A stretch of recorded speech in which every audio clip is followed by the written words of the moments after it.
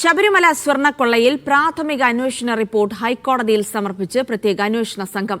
അടച്ചിട്ട കോടതി മുറിയിൽ നേരിട്ട് ഹാജരായാണ് എസ്ഐടി മുദ്രവച്ച കവറിൽ റിപ്പോർട്ട് കൈമാറിയത്. സ്വർണ്ണക്കൊള്ളയുമായി ബന്ധപ്പെട്ട ഹൈക്കോടതി സ്വമേധയാ പുതിയ കേസെടുക്കും.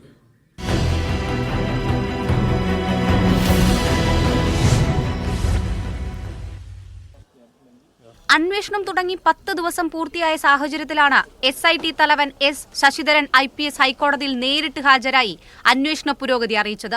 മുദ്രവച്ച കവറിൽ ഇടക്കാല റിപ്പോർട്ട് ദേവസ്വം ബെഞ്ചിന് കൈമാറി. ദേവസ്വം വിജിലൻസ് ഉദ്യോഗസ്ഥരും ഹൈക്കോടതിയിൽ ഹാജരായി. അഭിഭാഷകരെയും മറ്റും ഒഴിവാക്കി SIT ഉദ്യോഗസ്ഥരും കോടതി ജീവനക്കാരും മാത്രമുള്ള അടച്ചിട്ട കോടതി മുറിയിലായിരുന്നു നടപടികൾ.